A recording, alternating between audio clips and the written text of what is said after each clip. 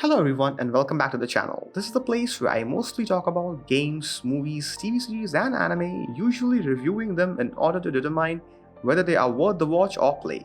As there are literally an overabundance of content present to watch or to play, I'm just trying to be a guide of sorts to help you filter out the content and find the ones which are actually worth your time investment.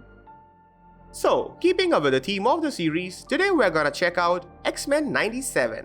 So, to anybody unaware, this show is going to be a direct sequel to the original X-Men animated series from the 90s, which ran from 1992 to 1997. The original was easily one of my favorite superhero shows from childhood, and personally I was way too excited for its return, especially when I first heard that they are keeping true to the original animation style, music and cast. This news was just a cherry on top of a giant sundae that is this revival. I mean, if you were born in the 90s or even 80s, you can understand this feeling of nostalgia and excitement that I'm talking about.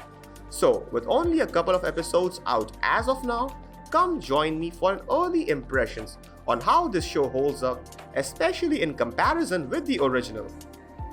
To me, my X-Men.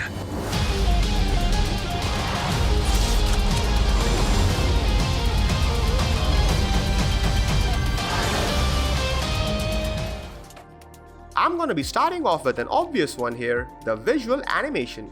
We all knew from the trailer that they were gonna keep the original animation style aesthetic. Still, it's a different thing to watch a trailer in comparison with a first-hand experience. And the minute I started the episode, it felt like I had traveled back to my childhood watching X-Men on a CRT TV. And I mean that CRT TV experience in a very positive way, because they not only kept the same style of animation, but they recreated the entire aesthetics of the 90s style from the original.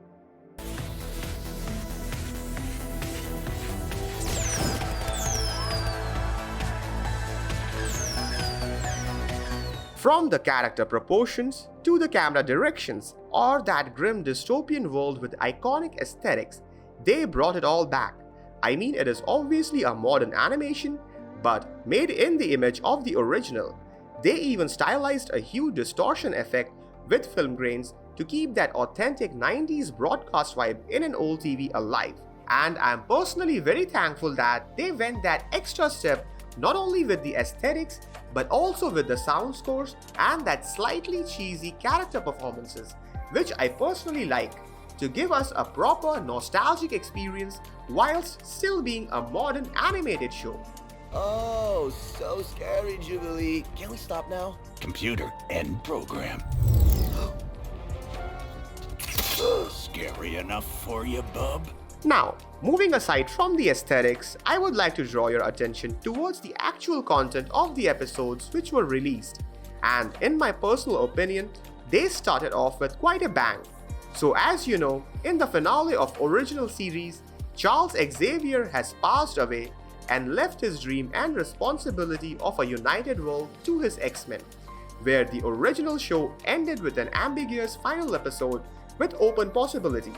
And this show returns in 2024 with a direct continuation showcasing those possibilities, where you will be observing the aftermath of the original's finale, as the humankind has grown quite sympathetic towards mutants after the passing of Charles Xavier. Yet at the same time, extremist groups are growing in number, trying to ignite a war of survival between humans and mutants. Meanwhile, the X-Men are facing an internal emotional struggle with their newfound responsibilities, as Scott and Jean are expecting a baby whilst still trying to lead the team, holding it all together. And to add more flair into their mix of struggles, the last will and testament of Charles Xavier has surfaced, where he has left it all, including the responsibility of his mission, to his friend Eric Lensher, aka Magneto. The last will and testament of Charles Francis Xavier.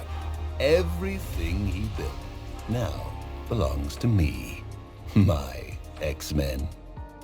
These new developments are not only causing turmoil amongst X-Men, but it is also causing a drastic change in the dynamics of the characters, adding new challenges to an existing struggle.